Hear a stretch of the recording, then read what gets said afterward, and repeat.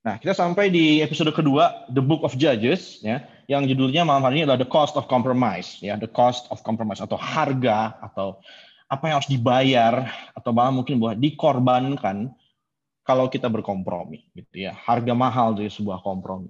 Sebelumnya saya mau ingetin teman-teman tentang pelajaran terakhir karena berarti udah hampir sebulan yang lalu ya, paling sebulan yang lalu yang Ricky sudah sampaikan kepada teman-teman. Dan ini bahas tentang insight-nya dulu aja bahwa pertama dibahas di pertemuan lalu bahwa mengasihi Tuhan itu membawa kebaikan buat diri sendiri. Ya, kita belum masuk ke dalam kitabnya, pasal satunya mungkin, tapi Ricky udah kasih latar belakang tentang bagaimana kitab hakim-hakim itu sebelum kitab hakim-hakim. Dan terbukti dari semuanya mengasihi Tuhan itu membawa kebaikan buat diri sendiri. Tentu saja, ya, mengasihi Tuhan dalam hidup kita itu baik buat diri kita teman-teman ya. Dan nomor dua, harga ketidaktaatan itu lebih besar daripada harga ketaatan. Jadi kadang taat itu harus bayar harga, betul, nggak enak. Tapi lebih nggak enak kalau tidak taat gitu. Harganya lebih mahal. Ya. Lalu beberapa akar dari kompromi adalah kemalasan, ya, ketidaktegasan, lalu juga hawa nafsu. Ya. Jadi kalau kita berkompromi, maka biasanya karena kita males, tidak tegas, atau karena kita dikuasai hawa nafsu kita. Keempat, semua hal dalam hidup kita bisa miliki, nikmati, bukan karena jasa-jasa kita, tapi karena kemurahan Tuhan. Bangsa Israel bisa mendapatkan tanah perjanjian, itu bukan karena mereka hebat, bukan mereka paling besar, bukan berarti mereka paling pinter. Ya, ada yang bilang orang Yahudi itu pinter-pinter, tapi itu bukan karena itu. Bahkan kalaupun mereka memang punya kepintaran di atas rata-rata seluruh manusia di muka bumi ini, Tuhan bilang bahwa ini semua bukan karena jasa-jasa kamu, tapi karena kemurahan Tuhan yang mau memberi, dan Tuhan juga yang sudah berjanji kepada nenek moyang mereka, pada Abraham, Ishak, dan Yakub. Yang kelima, waktu kita menyembah hal-hal yang nggak seharusnya kita sembah, kita bakal ngorbanin hal-hal yang nggak seharusnya kita korbanin, gitu. Jadi ada banyak hal yang kita kehilangan itu, karena apa? Karena kita menyembah hal-hal yang nggak seharusnya disembah, gitu. Jadi penting sekali untuk mengingat, mengoreksi, untuk mengevaluasi diri kita, untuk mengecek diri kita setiap hari. Kemana penyembahan kita akan kita berikan hari ini? Apakah kepada Tuhan atau kepada hal-hal lain yang bukan Tuhan? Karena berkat berubah menjadi jerat waktu penyembahan kita menyimpang. Ya, berkat bisa jadi jerat. Ya, jadi kadang kalau bilang, saya pengen diberkati, oke. Mungkin kenapa Tuhan menahan berkat tertentu dari kita atau tidak menjawab permohonan doa kita yang kita minta dari Dia? Mungkin nggak? Ya, coba pikir. Mungkin saja karena kita belum sanggup menahan beban berkat tersebut. So, kalau kita nggak sanggup, ya itu jadi jerat. Terutama kalau kita masih punya hati cenderung untuk menyembah berhala, untuk menyimpang. Gitu. Dan terakhir, Tuhan nggak langsung main babat, tapi ngasih kesempatan untuk bertobat. Kita lihat ada pembasmian, ada pemusnahan, ada peperangan dalam kitab hakim-hakim, dan mungkin juga kitab yang lain. Dan kita mungkin pernah berpikir, Tuhan kok kayak gitu ya, kok kayaknya nggak ada kesiannya. Tapi kalau kita selidiki lebih dalam dan pelan-pelan, bahwa ternyata Tuhan nggak cuma main begitu aja, enggak. Dia beri waktu, dia menunjukkan kemurahannya, kasih karunia yang besar kepada manusia yang udah jelas berdosa, tapi dia tetap memberi kesempatan untuk mereka bertobat, dan ketika waktunya sudah habis, ketika waktu itu tiba, ya, Tuhan melakukan penghakimannya. Tidak ada yang mendapatkan ketidakadilan, semua manusia mendapatkan keadilan. Bahwa seharusnya mereka berdosa, karena mereka berdosa, mereka seharusnya mendapatkan hukuman, dan Tuhan memberikan itu. Nah, itu insight di bulan lalu. So, sampai di mana kita sekarang? Nah, sekarang teman-teman sedikit lagi mengingatkan pada teman-teman bahwa sebelum kitab hakim-hakim ini, ada kisah tentang Musa, pemimpin besar bangsa Israel, yang membawa bangsa Israel keluar tanah Mesir, perbudakan Mesir. Dia sudah mati. Ya, dia nabi besar, membawa 10 perintah, hukum Taurat, 5 kitab pertama di Alkitab kita itu ditulis oleh dia dan tentang dia. Gitu. Iya, tapi ia tidak bisa masuk tanah perjanjian. Ceritanya panjang juga, ada ceritanya sendiri yang juga nggak kalah serunya itu. Kenapa sampai kok pemimpinnya yang paling hebat, yang kayak terbaik di antara yang terbaik di antara semua orang Israel, kenapa dia bahkan tidak bisa masuk tanah perjanjian? Tapi nanti, lalu Tuhan menunjuk Yosua sebagai penggantinya. Yosua akhirnya berhasil mengantar bangsa Israel masuk ke tanah Kanaan. Dan ia pun mati. Nah, setelah ditinggal 2 pemimpin besar, apa yang terjadi? Bangsa Israel kini berhadapan dengan bangsa-bangsa penduduk Kanaan yang sangat kuat, yang katanya bahkan gemar berperang, suka banget perang, ya, dan punya pertahanan yang kuat. Apakah mereka akan berhasil merebut tanah Kanaan? Nah, teman-teman, kitab hakim-hakim itu kalau teman-teman ikuti ya, itu kayak nonton film seri barat, kalau kata gue ya, bukan kayak drama Korea ya, kayak nonton film seri barat. Nggak tahu teman-teman punya pengalaman nggak nonton film seri barat? Kadang-kadang kita tuh kayak gimana ya? Kayak kita pengen belain tokoh utamanya, tapi kita tahu si tokoh utama ini nggak sempurna dan bikin banyak kesalahan. Dan seringkali ceritanya berakhir dengan, ya kok gitu. Kayaknya udah mau berhasil, tetap aja ada yang salah gitu. Selalu aja kayaknya ada yang kita pengen belain, kita pengen dia menang, tapi kita selalu menemukan bahwa tokoh utama kita selalu mengecewakan kita gitu. Nah, kita hakim-hakim seperti itu. Teman-teman akan menemukan tokoh demi tokoh, lewat demi lewat, tapi tetap ada masalah yang menggantung terus.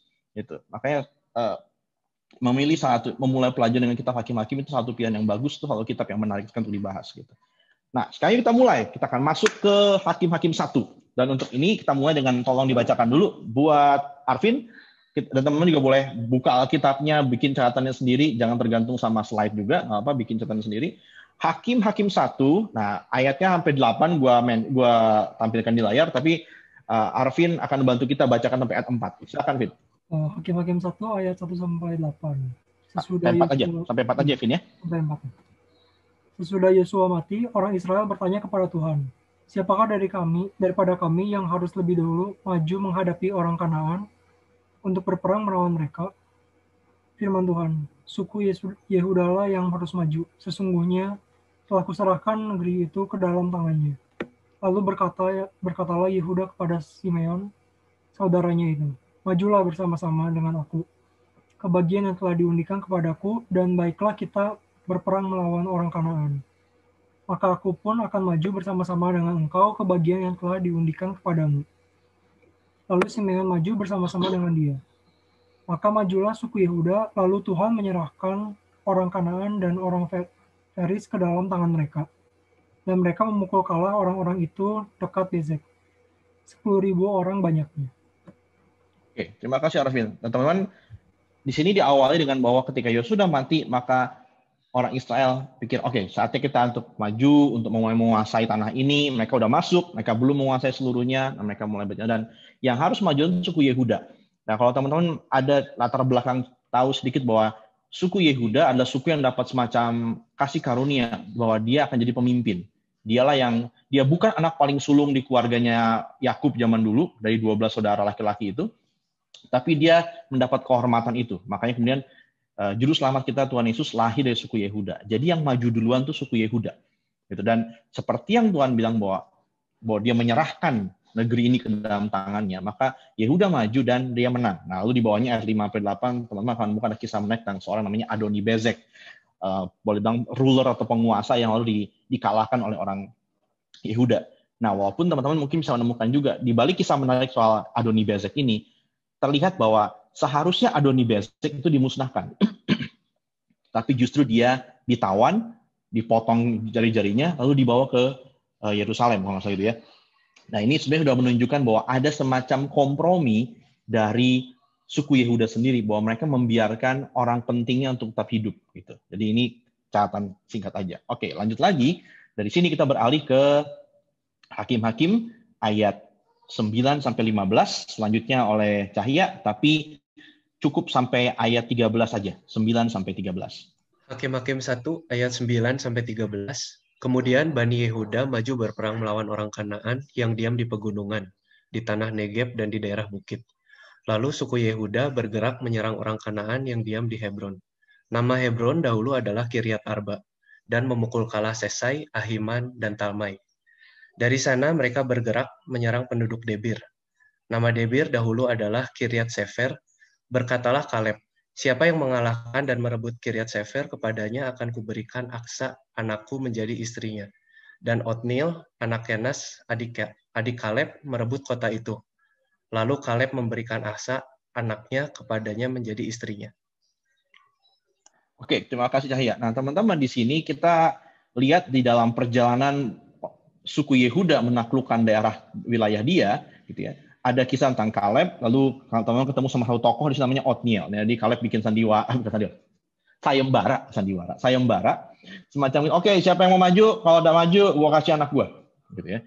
Dan boleh dibilang kayak keponakannya namanya Otniel ini lalu maju dan berhasil mengalahkan kota itu, dan Kaleb memberikan anak perempuannya Aksa kepada ponakan ini. Nah, jangan bingung soal kok boleh sih ya sepupu menikah sama sepupu. Dan itu praktek itu pada zaman dahulu masih diperbolehkan. Ya, lagi pula kadang orang-orang tuh bersaudaranya sangat banyak, sehingga kalau dibilang sepupu, jadi sangat jauh sekali gitu. Jadi masih boleh. Sekarang pun saya masih menemukan kisah-kisah orang-orang yang menikahi sepupunya, tapi dari keluarga yang berbeda gitu kan ya. Dan itu masih sah-sah diterima gitu. Nah, itu umum sekali terjadi. Lalu teman ada kisah menarik tentang bagaimana Aksa ini ternyata seorang perempuan yang cukup berani mau minta sesuatu kepada ayahnya. Dia udah dinikahin, lalu dia pikir kayaknya tanah yang tempat saya tinggal perlu sumur, perlu air. Jadi saya minta daerah yang ada airnya sama ayah saya. Itu kisahnya perjalanan orang Yehuda menaklukkan itu. Nah, dari sini teman-teman kita berbelok dulu. Kita akan pindah ke tokoh Kaleb ini. Kita ketemu sama Kaleb di sini. Nanti Otniel teman-teman akan ketemu lagi di pertemuan lain bahwa Otniel juga salah satunya menjadi seorang hakim bagi bangsa Israel. Nah, kita coba berbelok sebentar. Siapakah Kaleb ini? Ya, karena kita ngomongin suku Yehuda dan pemimpinnya adalah Kaleb, nggak ada salah kita tentang Kaleb ini. Kaleb itu siapa? Nama Kaleb ini teman-teman artinya ya ada perbedaan. Ada para ahli Alkitab ada yang berbeda pendapat soal apa arti nama Kaleb. Nah, ada yang bilang namanya itu mirip dengan kata lain yang artinya anjing. Gitu. Tapi juga orang-orang ada yang berpendapat bahwa dari kata kol dan lev terbentuk kata Kaleb, maka itu sama dengan artinya sepenuh hati. Gitu. Jadi nama Kaleb lalu sinonim dengan istilah apa? Orang yang setia dan sepenuh hati. Yang kemudian juga saya agak setuju dengan mau dua kata itu pun mungkin kita nggak terlalu bagi Anda yang penggemar hewan, Anda tahu bahwa anjing punya gelar adalah man's best friend, dan anjing adalah satu hewan yang setia. Yang kalau kamu train, latih dia jadi setia banget. Dan katanya, dan mungkin kenapa teman-teman lebih suka anjing daripada kucing, katanya kalau anjing punya majikan, maka kucing punya staff. Kalau kamu punya kucing, kamu yang harus melayani kucing kamu.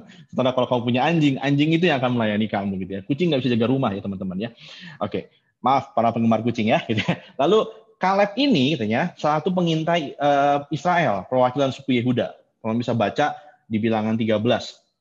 Ketika Musa menyuruh mengintai tanah Kanaan, maka Kaleb ini adalah perwakilan dari suku Yehuda. Nah, waktu mereka balik, teman-teman mungkin pada dengar cerita ini, kalau belum saya dorong teman-teman baca ayat-ayatnya mungkin ada di sini, dan baca tamatin coba 5 kitab pertama itu, baca sampai habis, ngerti nggak ngerti hajar bleh pokoknya gitu ya.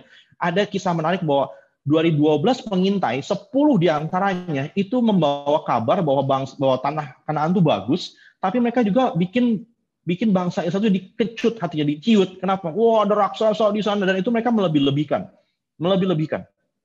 ya. Sehingga akhirnya bangsa Israel ada yang memberontak, marah sama Musa karena merasa dijebak, karena merasa dibawa ke tempat Kanaan untuk mati. Tapi Kaleb sama Yosua, dua pengintai lain, itu mati-matian mencoba untuk meyakinkan bangsa Israel, jangan dengerin mereka, kita bisa kok, kita bisa, karena Tuhan yang janji gitu.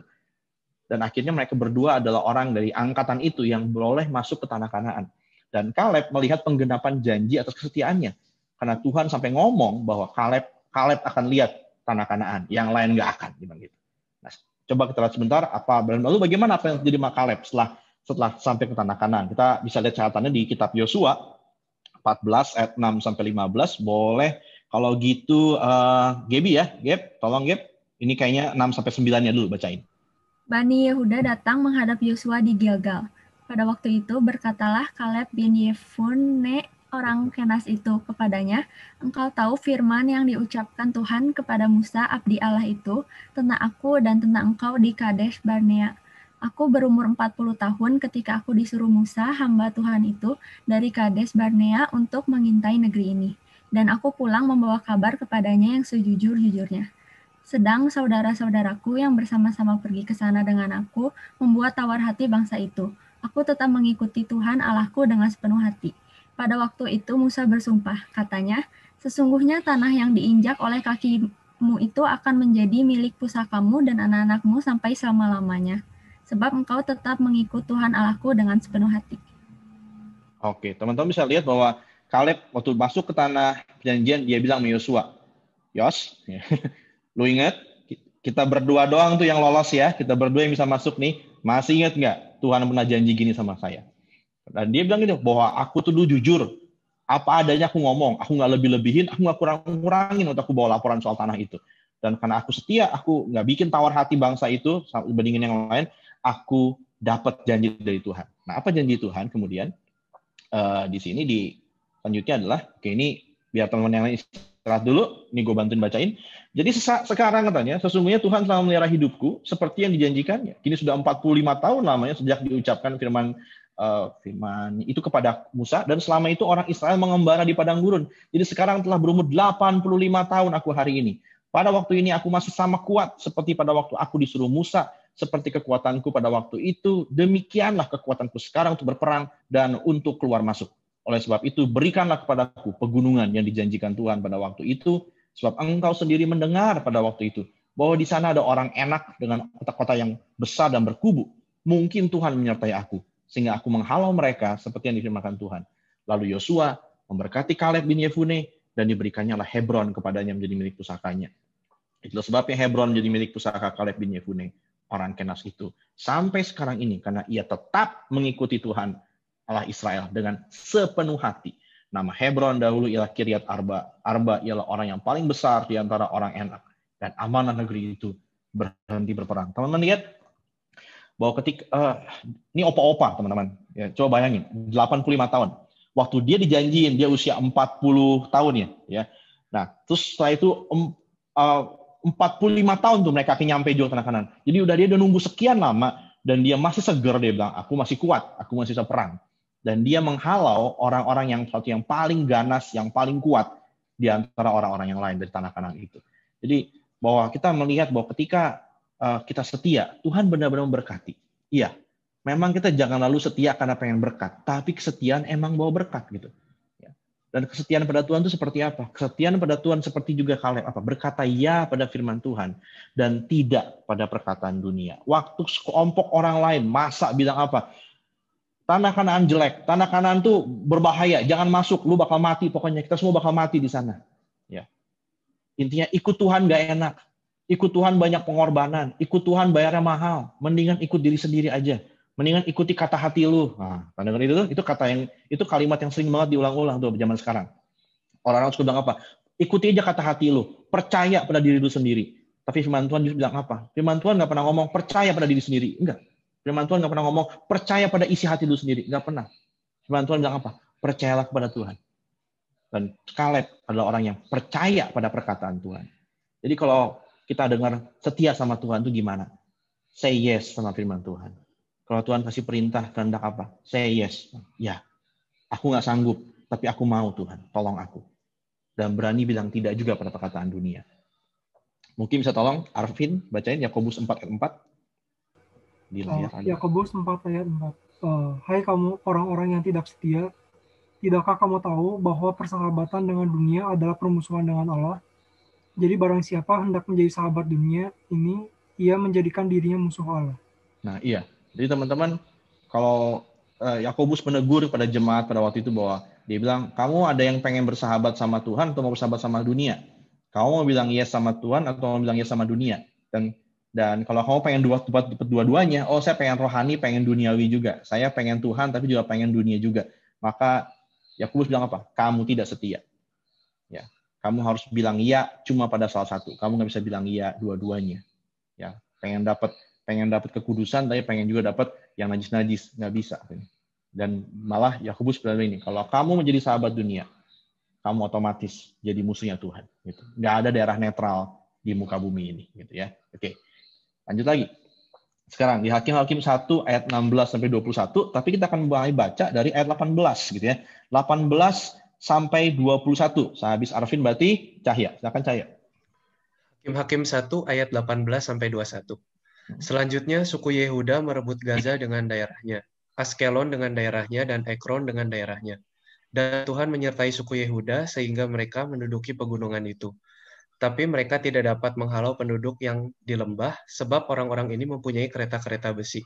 Kepada Kaleb telah diberikan Hebron, seperti yang dikatakan Musa dahulu. Dan dari sana telah dihalaukannya anak enak yang 3 itu. Tetapi orang Yebus, penduduk kota Yerusalem, tidak dihalau oleh Bani Benyamin. Jadi orang Yebus itu masih diam bersama-sama dengan Bani Benyamin di Yerusalem sampai sekarang. Oke, jadi kembali teman-teman lihat bagaimana Tuhan menyertai suku Yehuda. Dan ini ada beberapa fakta yang mungkin teman-teman boleh ingat-ingat bahwa seharusnya Yerusalem itu masuk wilayahnya suku Benyamin. Yerusalem ya. Yerusalem itu kalau teman-teman tahu kan ibu kotanya Israel dulu ya. ada Israel pernah berapa kali punya ibu kota yang berbeda, tapi Yerusalem itu ibu kotanya pada zaman Daud. Tapi Benyamin tidak memelihara daerahnya, dia nggak bisa kuasai penuh Yerusalem, sehingga akhirnya suatu hari Yehuda lah yang ambil alih, gitu. Pada zamannya Daud. Nah, itu menarik karena orang kembali menunjukkan bahwa suku Yehuda itu suku yang leading ya. Dia benar-benar berkuasa, dia benar-benar orang yang dikasih janji Tuhan, dan dia benar-benar satu suku yang boleh dibilang tanda kutip lebih baik dibandingkan suku yang lain karena raja-raja yang baik-baik banyak dari suku Yehuda juga. Oke, kita lanjut lagi. Hakim-Hakim 1 ayat 22 sampai 26. Nah, ini cukup ayat 22-nya aja. Tanggung deh, Cahya, bantuin Cahya. Ayat 22. Keturunan Yusuf juga maju menyerang Betel, dan Tuhan menyertai mereka. Keturunan Yusuf menyuruh orang mengintai Betel itu, nama kota itu dahulu adalah Luz. Nah, Tuhan juga menolong suku-suku yang lain ya. Tuhan juga menolong suku yang lain, dan kalau teman-teman dengar suku Yusuf, maka teman-teman ingat bahwa Yusuf juga satu anak dari Yakub yang paling disayang itu. Dan kalau teman-teman juga dulu seandainya pernah dengar kisah Yakub, bahwa Yakub itu pernah waktu dia lari dari orang tuanya, dia pergi ke daerah Kanaan untuk tinggal sama paman namanya Laban. Di tengah jalan dia pernah mimpi. Ini nggak tahu nih, masa ingat nggak ya cerita sekolah minggu zaman dulu. Yakub tidur di atas batu lalu bermimpi, katanya bermimpi ya, bahwa ada tangga, malaikat turun naik, lalu Tuhan janji sama Yakub akan menyertai Yakub, gitu kan ya. Dan itu namanya Betel, tempat itu Betel, gitu ya. Lalu Yakub bikin semacam kayak monumen gitu atau apa ya, bahwa dibangun, oke, tempat ini rumah Tuhan, dia bilang gitu. Makanya Betel, gitu ya, artinya rumah Tuhan. Nah, akhirnya bangsa Israel merebutnya kembali ya setelah dulu ditinggal sama Yakub. Oke, itu beberapa fakta simpel aja. Nah, sekarang kita masuk ke Hakim-Hakim 1 ayat 27-36. Nah, di sini teman-teman akan melihat bagaimana pergerakan suku-suku lain. Tapi nanti teman-teman akan memperhatikan ada semacam perubahan terjadi. Oke, bisa notice nggak? Oke, saya akan pecah jadi 27 sampai 30, lalu 31 sampai 36. Nah, ayat 27 sampai 30, silakan Gaby. Suku Manasye tidak menghalau penduduk Bet-Sean dan penduduk segala anak kotanya, penduduk Tanakh dengan segala anak kotanya, penduduk Dor dengan segala anak kotanya, penduduk Ibleam dengan segala anak kotanya, dan penduduk Megiddo dengan segala anak kotanya. Sebab orang Kanaan itu berkeras untuk tetap diam di negeri itu. Setelah orang Israel menjadi kuat, mereka membuat orang Kanaan itu menjadi orang Rodi dan tidak menghalau mereka sama sekali.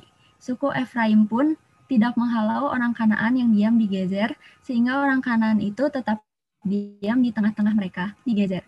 Suku Zebulon tidak menghalau penduduk Kitron dan penduduk Nahalol, sehingga orang Kanaan itu tetap diam di tengah-tengah mereka, walaupun sebagai orang Rodi.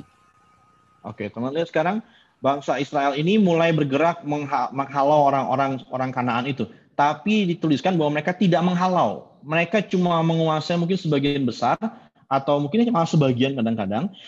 Dan mereka malah bukan cuma tidak menghalau, mereka tidak membasminya. Mereka memanfaatkan justru orang-orang Kanaan yang mereka kalahkan untuk jadi orang Rodi atau orang kerja pegawai upah rendah lah gitu ya. Bukan budak sih, tapi untuk kerja-kerja yang nggak enak, kerja-kerja yang kasar, mereka kasih ke situ. Dan lihat sini, ketika mereka tidak menghalau, maka apa? Orang-orang itu diam di tengah-tengah mereka. Jadi orang-orang itu jadi suku minoritas, boleh dibilang orang-orang suku-suku Israel jadi suku mayoritas. Tapi sekarang coba ada pergeseran, ada sesuatu yang terjadi, yang berubah. Oke, silakan Arvin. Coba Arvin dari 31 sampai 36. Suku Asyir tidak menghalau penduduk Ako, penduduk Sidon serta Ahlab, Paski, Akzik, Helba, Afek, dan Rehob. Sehingga orang Asyir itu diam di tengah-tengah orang Kanaan. Penduduk asli di negeri itu, sebab orang-orang itu tidak dihalaunya.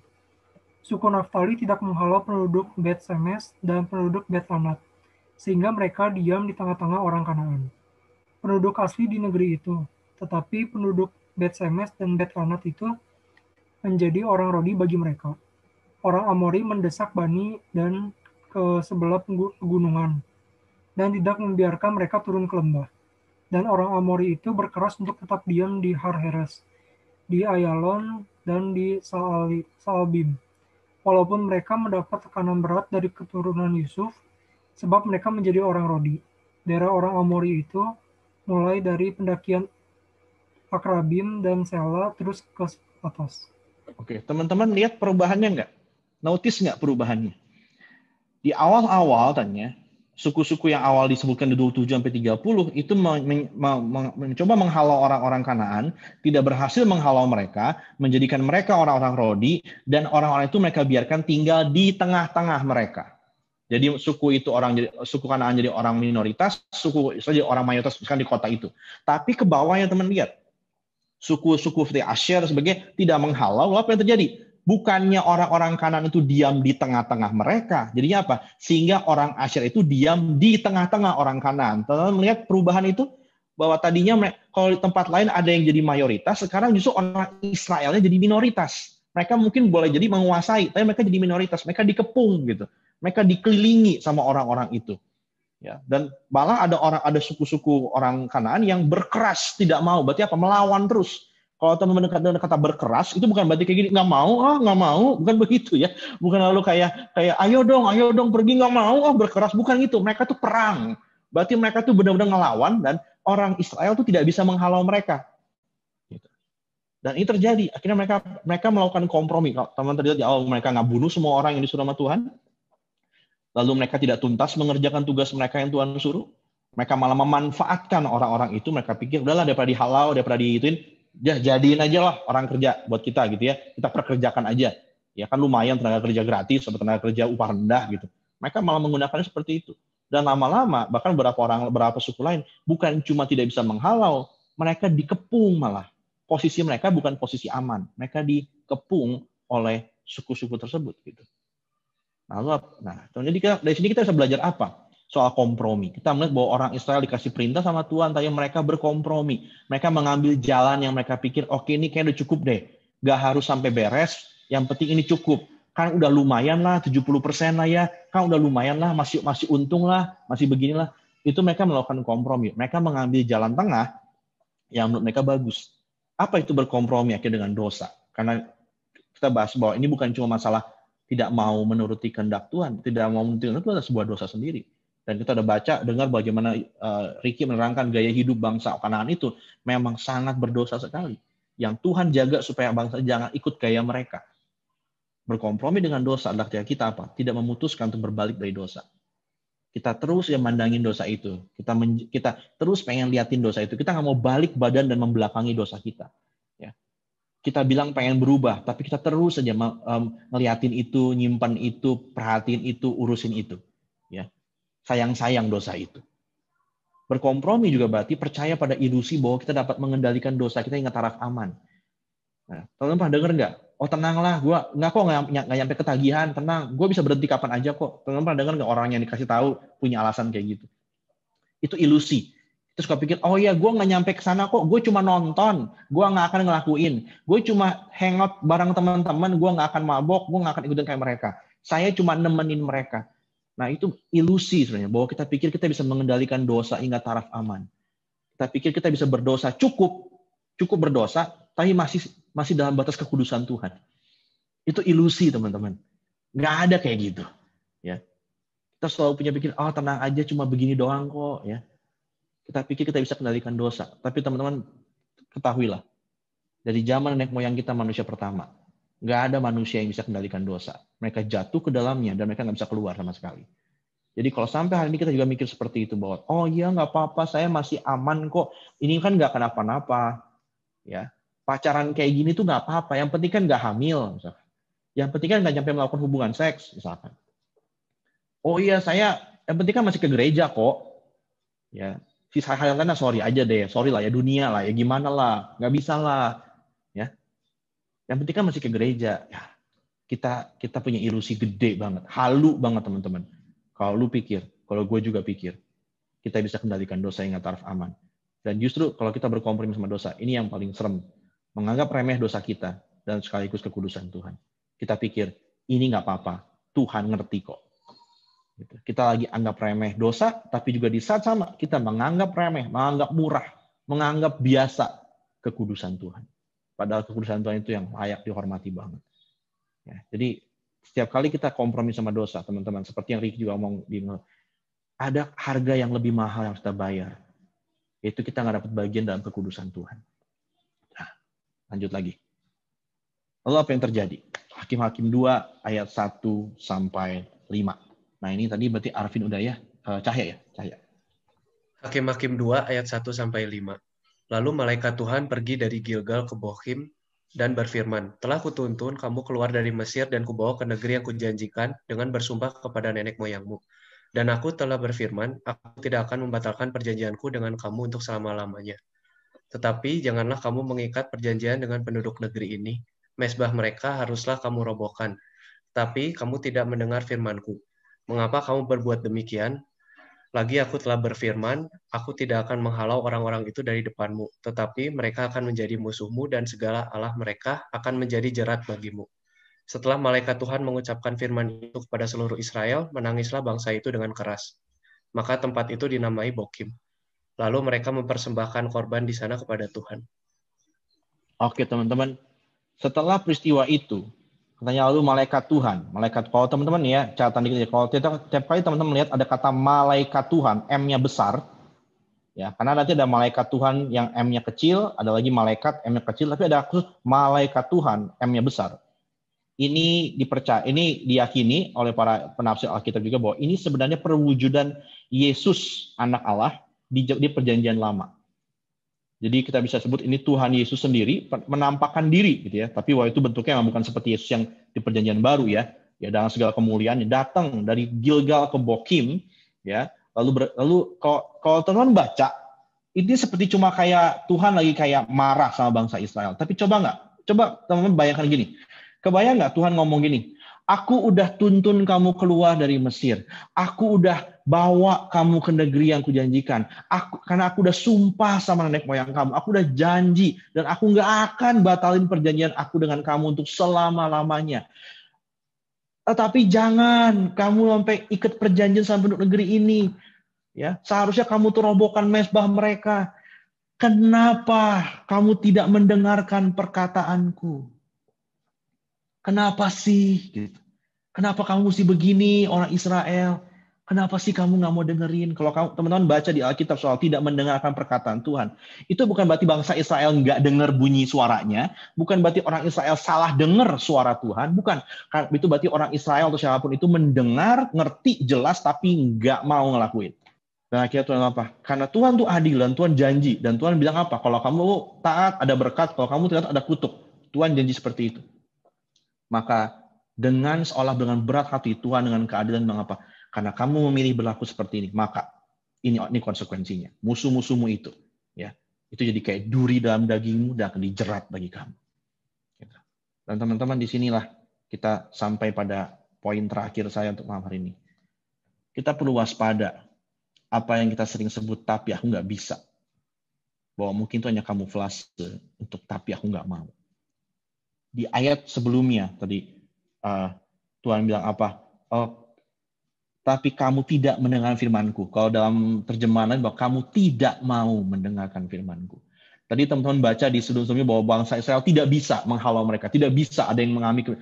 Sebenarnya ternyata mereka bukan yang nggak bisa, mereka nggak mau. Tapi mereka beralasan nggak bisa.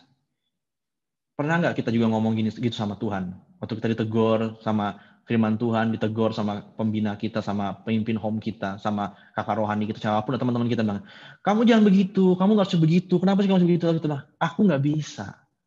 Nah teman-teman hati-hati. Mungkin nggak, itu bukan nggak bisa. Tapi sebenarnya kita nggak mau. Kita nggak mau. Nah, dari sini sebenarnya ada kisah yang lebih sedih lagi setelah ini. Teman-teman akan melihat di Hakim-Hakim selanjutnya, yang akan di pertemuan selanjutnya, ini cuma preview sebelumnya aja. Bagaimana Tuhan lalu. Dan kita harus melihat dengan begitu pilunya. Bagaimana bangsa Israel jatuh bangun ya, dalam kehidupan mereka. Kenapa? Karena mereka memilih untuk tidak taat sama Tuhan. Tapi kita lihat juga Tuhan berkali-kali dengan kesabarannya menolong bangsa Israel. Biarpun dia disakiti berulang kali.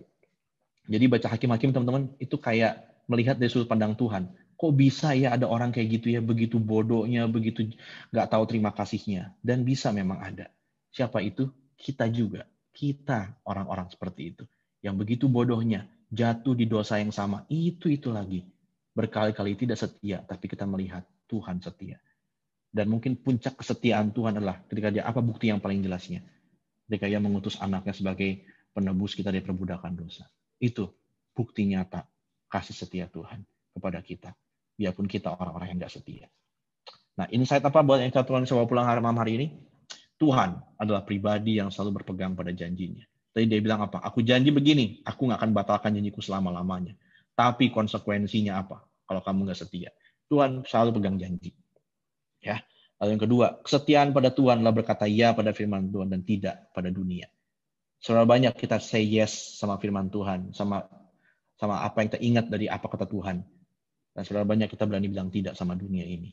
Dan berkompromi dengan dosa punya implikasi yang lebih besar dari yang kita pikirkan. Seperti yang juga Ricky ngomongin lalu, bahwa harga ketidaktaatan itu lebih mahal daripada harga ketaatan.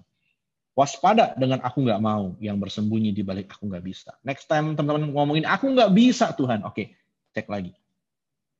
Apakah itu karena benar nggak bisa atau mungkin kita yang nggak mau? Dan kalau kita bilang aku nggak mau, aku nggak mau Tuhan. Tapi kalau aku mau tapi aku rasa aku nggak kuat, minta kekuatan dari Tuhan. Dan terakhir, kesetiaan Tuhan bukan izin untuk kompromi, tapi kekuatan dan alasan untuk teguh berjalan terus dengan Dia. Ya, biarpun Tuhan setia, biarpun Tuhan penuh kasih karunia, bukan jadi pembenaran kita untuk kompromi, tapi justru kekuatan untuk berjalan terus. Ayat terakhir gue akan bacakan buat teman-teman semuanya, teman-teman. Benarlah perkataan ini. Jika kita mati dengan Dia, kita pun akan hidup dengan Dia. Jika kita bertekun, kita pun akan ikut memerintah dengan Dia. Jika kita menyangkal Dia, Dia pun akan menyangkal kita. Jika kita tidak setia, Dia tetap setia, karena Dia tidak dapat menyangkal dirinya. Puji Tuhan buat Tuhan yang setia, sekalipun kita seringkali nggak setia. Puji Tuhan buat kasih karunia-Nya atas kita semua. Oke, berikan tepuk tangan dulu untuk Ko Ariel. Wow, thank you banget Ko, luar biasa sekali. Gue pribadi diberkati. Teman-teman, saatnya nih kita Q&A. Langsung saja teman-teman tulis ya di Zoom chat ini. Keren ya. Teman-teman nulis Zoom chatnya to everyone ya. Jangan direct message ke orang yang seperti teman-teman lakukan itu loh. Kadang suka gitu kan orang-orang kok. Tapi ini kok, sambil nunggu ya, Ko Ariel, aku mau tanya kok. Sebenarnya yang tadi nggak bisa dan nggak mau itu menarik sih. Cara bedainnya tuh sebenarnya gimana sih kok? Misalnya aku tuh nggak bisa nolak diajak mabok gitu. Kayak gitu, aku nggak bisa, padahal aku nggak mau kayak gitu, gimana sih kok? Oke, baik. Good question ya Douglas ya teman-teman ya. Dan memang jawabannya kadang nggak bisa secepat itu. Kadang-kadang kalau kita bilang, dan nggak bisa itu emang kayaknya kuat banget ya, menekan kita gitu. Nah, salah satunya yang bisa kita lakukan adalah ketika kita ada berhadapan dengan kondisi seperti itu, kita perlu waktu untuk berpikir. Perlu waktu berpikir untuk sedikit mundur ke belakang dan berpikir gini. Untuk brutally honest sama diri kita sendiri. Brutally honest to yourself. Apa sih yang kita takutkan? Ini pertanyaan bagus nih. Yang dulu gue pernah suatu saat juga ngobrol sama Ko Andi, dan Ko Andi ketika gue lagi kayak komplain, ngeluh, atau kayak menjelaskan apa yang gue rasa gue nggak bisa, lalu Ko Andi ngelempar pertanyaan seperti sama gue. Apa yang lu takutin? Apa yang lu takutin? Dan itu membuat gue berpikir, iya ya, mungkin kenapa gue nggak mau melakukan sesuatu, atau gue bilang gue nggak bisa melakukan sesuatu, karena ada sesuatu yang gue takutkan. Jadi kalau misalkan tadi ambil contoh kalimat Douglas tadi, misalkan saya sudah diajakin mungkin hangout, dan akhirnya minum minuman keras, dan saya pulang dengan kondisi mabok, dan orang suka, dan saya nggak bisa nolaknya. Ya, nah itu kita mesti ambil waktu berpikir. Dan emang ini terus terang menurut gue sih peran serta Roh Kudus juga. Roh Kudus yang menyadarkan itu begini, hey, kenapa kamu terus melakukan hal ini? Dan ketika kita bilang, aku nggak bisa Tuhan, oke. Boleh teman-teman tiap kali teman-teman menangkap basah memergoki diri sendiri bilang, kenapa ya gue ngomong nggak bisa? Keluar tuh omongan, gue nggak bisa baca Alkitab tiap hari, gue nggak bisa renungan setiap hari, gue paling nggak bisa tuh suruh doa panjang-panjang, gue paling nggak bisa tuh kalau suruh pelayanan. Oke, apa yang kamu takutkan? Apa yang kamu takutkan gitu. Oh iya, dan itu seringkali membuka pikiran bahwa iya, kenapa kamu nggak bisa nolak? Aku nggak bisa nolak. Kenapa kamu nggak bisa nolak? Karena aku takut kehilangan teman-teman. Nah itu. Karena aku takut dibilang aneh. Aku takut nanti klienku pergi. Aku takut nanti duitku jadi makin dikit. Ya. Dan seperti itu. Ya. Jadi kita perlu tanya benar-benar apa yang ditakutkan. Dan yang sedih kadang-kadang ya ini jawabannya. Kita lebih takut menyinggung perasaan orang daripada menyinggung perasaan Tuhan. Kita lebih mikirin perasaan orang daripada perasaan Tuhan. Dan emang Tuhan bukan berarti kayak pribadi anak kecil yang merengek dan gampang marah di sorga, teman-teman. Tuhan lebih baik daripada itu gitu ya. Bukan lalu kita pikir, aduh mesti jaga perasaan Tuhan, gitu Tuhan meledak, marah, kesian dia stres di sana mikirin saya gitu. Enggak. Tapi coba pikirin aja gini. Kenapa kita jadi lebih suka menjaga perasaan teman kita, pacar kita, misalkan juga, dibandingin menghormati perasaan Tuhan kepada kita gitu. Jadi itu satu cara yang, dan emang itu bukan latihan. Jadi kalau Douglas bilang, gimana caranya? Gue bilang, ya pertama itu perlu latihan. Kadang-kadang setelah kita gagal melakukannya, baru kita belajar. Kenapa ya? Gue nggak bisa nolak ya. Nah, ngobrol dengan diri sendiri. Tuhan, tolong selidiki hati saya. Terus ngaku sama Tuhan, Tuhan aku takut apa? Aku takut ini. Gitu. Dan minta sama Tuhan. Ya, Tuhan tolong kasih aku keberanian untuk say no atau untuk berkata tidak, untuk menghormati Engkau lebih baik selanjutnya. Dan terus itu. Dan kalau kita menjadikannya semacam latihan, teman-teman, begitu kita ngomong nggak bisa, atau bahkan mau ngomong kita nggak bisa, ada semacam yang mengingatkan, kamu takut apa? Kamu takut apa? Gitu. Dan itu bisa lalu kita, Tuhan tolong kasih saya keberanian. Tapi itu latihan. Dan memang pasti ada ngalamin jatuh bangun, tadi tuh. Tapi puji Tuhan teman-teman, Tuhan setia. Itu sih, kayak gelas. Amin. Wah, luar biasa sih kok. Thank you banget, Waril. Sebenarnya itu bukan pertanyaan gue pribadi, ada yang nanya beneran itu kok. Oh, puji Tuhan. Ya, oke. Kok, ini ada pertanyaan lagi sih kok, dari gue kok. Oh, boleh. Gue tadi kan waktu dengerin Waril sharing, Waril bilang tentang kompromi ya, tentang kompromi itu berbalik ya. Tidak memutuskan untuk berbalik dari dosa itu kompromi ya. Iya. Nah, tapi gini kok, misalnya gue tuh mau nih berbalik dari dosa, ya kan? Terus gue menggebu-gebu nih, wah mau hidup rohani lah, melayang gitulah, terus pokoknya Kiryat Arba ku rebut semua Yehud, kayak gitu-gitulah. Pokoknya gue pengen hidup rohani banget gitu. Nah tapi di tengah jalan gue cuma bertahan kayak seminggu gitu, seminggu tuh jatuh lagi. Yeah. Terus gue kembali lagi menggebu-gebu lagi segala macam, terus nggak bertahan lama. Apakah itu disebut kompromi atau gimana Pak? Oke, baik. Banyak pertanyaan ya gelasnya kalau menyangkut ini, karena mungkin case by case beda-beda ya buat teman-teman juga sekaliannya. Tapi ini pergumulan umum sih emang, dan gue harus bilang bahkan untuk hal-hal yang kita suka pikir kita udah lewat tuh, kayaknya udah bukan kita deh ya, kayak gitu. Tetap ada kemungkinan bahwa kita bisa jatuh lagi. Makanya penting untuk menjaga hati itu ya, menjaga hati dengan segala kewaspadaan. Tuhan nggak pernah bilang bahwa kita akan kebal dari segala macam dosa gitu kan ya. Yang dia ajak kita untuk bertumbuh hari demi hari, semakin mengasihi dia dan semakin membenci dunia ini, membenci dosa.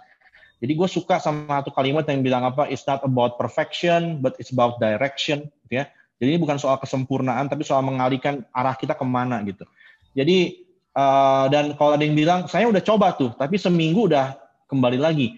Dan mungkin yang gue mau tanya, kalau kayak gitu ya seandainya, gue mau tanya gini, oke, sejauh mana yang udah kita lakukan untuk benar-benar berbalik gitu, berbalik itu misalkan. Bahwa berbalik berarti misalkan contoh, ini mungkin banyak kasusnya laki-laki adalah terkait sama pornografi gitu misalkan. Oh ya, saya udah bilang say no untuk pornografi, tapi setelah seminggu berhasil lalu saya lemah dan jatuh lagi. Mungkin gue akan, kalau mau lebih kejar gini, oke, apa yang maksud kamu berbalik? Ya udah kok, saya nggak mau nonton lagi. Oke, pertanyaannya masih ada di handphone nggak? Gitu. Oh masih. Kenapa masih ada misalkan?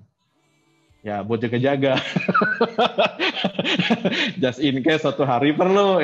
Nah itu belum berbalik gitu. Itu masih kompromi. Nah berbalik bisa jadi sampai titik puncaknya atau ekstrimnya adalah berarti teman ya cut ties, memutus ikatan sama itu, hubungan itu. Berarti gue mesti hapus dari handphone gue misalkan. Berarti gue harus pasang pengaman kadang-kadang mungkin memblokir sehingga kalau gue mau buka situs tertentu maka Dan banyak katanya sih ada banyak, ya gue nggak pernah coba itu karena gue sejauh ini nggak perlu itu sih. Tapi kalau teman mau coba itu ya cari, ada banyak aplikasi dan program yang bisa menolong teman untuk memblok situs-situs tertentu dari diri teman-teman sendiri.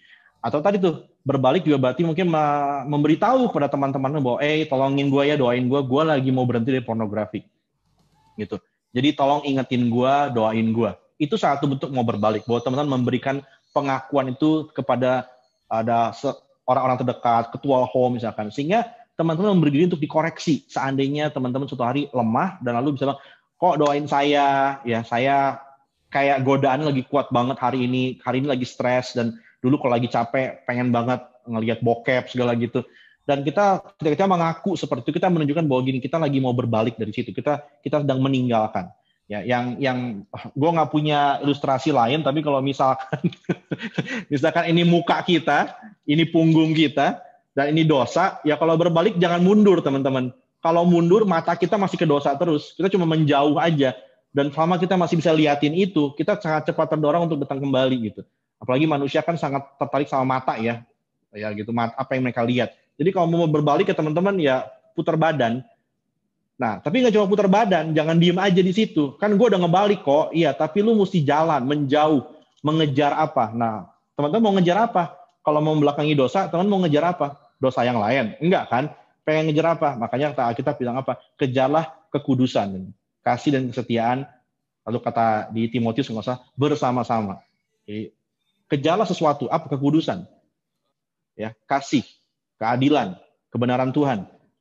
Bersama-sama, nggak sendirian, bersama-sama yang lain. Jadi penting untuk menjaga diri teman-teman terbuka, nggak harus pamer-pamer di IG, gue lagi mau berhenti ya, gitu ya. Ya gue lagi mau diet ya, jadi tolong jangan posting makanan-makanan lagi ya nggak bisa lah, kamu nggak bisa halangin itu. Kadang-kadang kalau perlu teman-teman ya, kalau perlu banget, kalau IG, kalau media sosial bikin kamu jadi susah untuk hidup kudus, pertimbangkan untuk puasa media sosial. Gue belum pernah coba, gue ngaku aja gue belum pernah coba. Tapi ada orang-orang bahkan yang terus terang aja lebih, tanda kutip mungkin lebih sukses dari kita, yang lebih kaya, lebih sejahtera, lebih tinggi lagi mungkin levelnya, yang melakukan itu. Mereka merasa bahwa betapa entengnya mereka hidup tanpa media sosial. Dan mungkin layak kita coba. Nggak usah berhenti lah, puasa mungkin.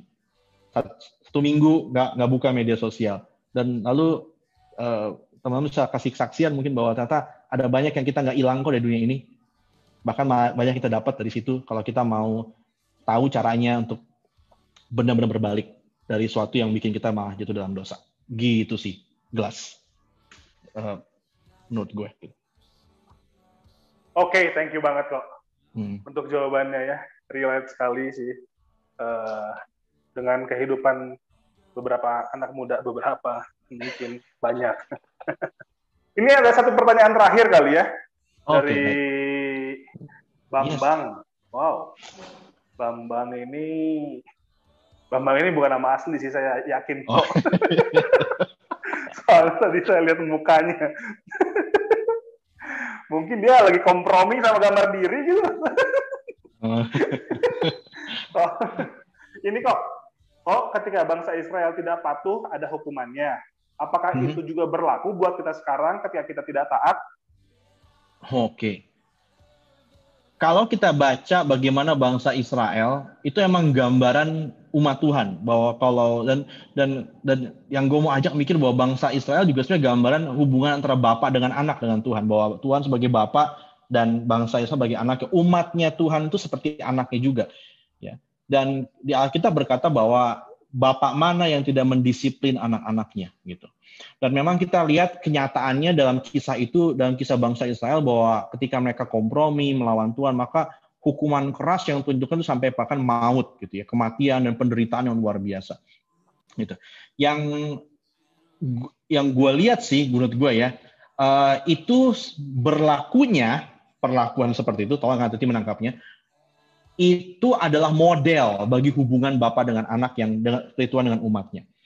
Jadi mungkin nggak akan terjadi literally seperti itu kepada teman-teman, bahwa ketika teman tidak taat sama Tuhan, lalu rumah teman-teman digusur, teman-teman harus kerja jadi pekerja kuli bangunan sekian puluh tahun gitu kan ya, dan sebagainya. Enggak juga, enggak literally seperti, enggak harafiah akan jadi seperti itu.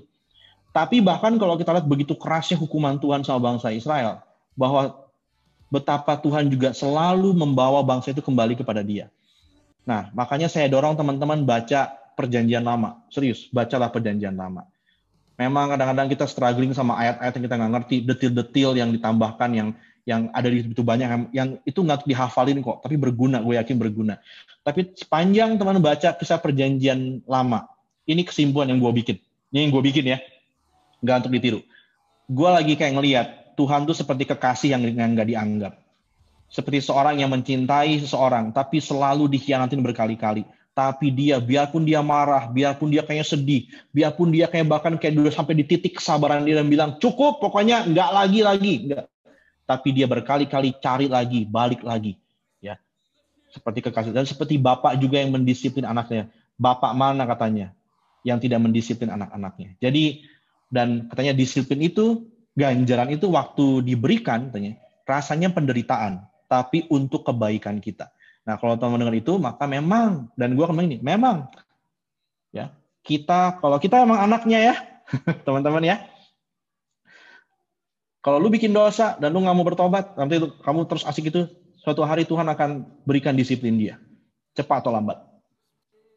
Dan ketika itu terjadi, teman-teman, itu bukan karena benci, itu bukan karena Tuhan mau balas dendam, tapi karena Tuhan mengasihi engkau. Gitu. Dan bersyukur malah kalau teman-teman didisiplin apa? Engkau anaknya. Engkau anaknya. Kalau anak gue bikin nakal, gue pasti langsung tegur, gue marahin, gue ajarin, gue kasih tahu. Kalau perlu gue disiplin, nggak boleh ini, nggak boleh itu. Bahkan pernah ketika dia sangat tidak bisa dikendalikan, gue pukul pantatnya. Baru dia kayak sadar bahwa dia bikin salah gitu. Lagi tantrum, gue pukul pantatnya. Walaupun setelah gue pukul pantatnya, apa yang gue lakukan? Gue peluk lagi, gue gendong lagi, gue bilang gue sayang sama dia. Ya, papi sayang sama kamu. Ya gitu, ya seperti itu. Anak tetangga nggak peduli, anak tetangga gue nggak peduli. Ya, Gih mau ngapain aja serah. Ya, mungkin kalau di dalam masalah gue tolongin, tapi bukan anak gue, tetap bukan anak gue. Gitu. Gue balikin lagi ke ibunya, ke bapaknya. Nah, jadi sama juga. Nah, ini kebanyakan belum punya anak ya, gitu ya. Nah, Alvin udah nih ya. Nanti makanya teman-teman, kalau saya doakan teman-teman semua nanti berkeluarga ya. Amin, amin ya. Tapi kalau nggak mau ya nggak apa-apa ya. Itu pilihan ya. Kalau mau melajang seumur hidup, itu pilihan. Tapi kalau one day teman berkeluarga, lalu teman punya anak, dan melihat bagaimana makhluk kecil ini yang mirip sama kamu, suatu hari berdiri tegak dengan kepala terangkat, bilang, nggak mau sama kita. Padahal kita sedang memberikan sesuatu yang baik kepada dia. Tapi dia nggak mau dan membandel. Teman-teman, biarlah teman-teman ingat, begitulah kita sama Tuhan. Kita seringkali nggak setia sama Tuhan, marah sama Tuhan, belaga tahu sama Tuhan, sok banget sama Tuhan, melawan Tuhan, terang-terangan bahkan di depan mata dia. Tapi betapa dia begitu sabar, bahkan ketika dia mendisiplin kita, mungkin dengan hal-hal buruk, dengan penderitaan yang kita alami, dengan hal-hal yang nggak enak, tapi nggak selalu ya, penderitaan bukan berarti teman-teman berarti lagi bikin dosa, nggak selalu begitu. Tapi kalau suatu hari terjadi sama teman-teman dan teman diingatkan, iya Tuhan, ini karena dosa-dosa saya. Ini perbuatan saya sendiri. Ini konsekuensi logis dari apa yang sudah saya buat selama ini. Maka bila teman-teman bersyukur, hati teman tidak takut, tidak jadi patah semangat, tidak jadi tawar hati, tapi malah bersyukur sama Tuhan. Tuhan terima kasih, aku disayang sama Tuhan. Aku anakmu. Gitu. Itu jawaban gue, Coach. Wow, thank you banget Pak Ariel. Sangat jelas sekali ya kalau Ariel jawab pertanyaan atau share firman Tuhan itu rentetannya itu jelas gitu, terstruktur. Teman-teman yang terberkati boleh berikan tepuk tangan sekali lagi untuk Ariel, teman-teman.